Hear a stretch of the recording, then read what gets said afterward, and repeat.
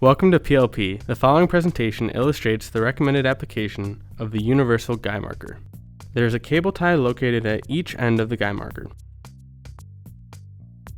Set them aside and begin to install the guy marker onto the strand. Slide the strand in between the pair of helical components.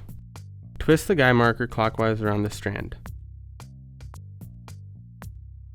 After one complete twist, take one of the zip ties, place through the holes at the end of the guy marker, wrap around, and tighten down. You can cut the excess material off the tie or wait until after completing install of the guy marker. Twist the guy marker until it is completely wrapped over the strand.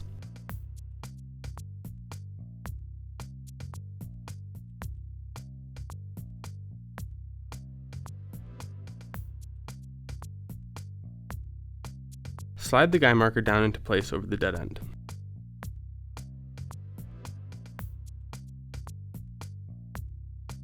Place the second zip tie through the holes at the end of the guy marker. The cable tie must go through the anchor rod. Wrap around and tighten down.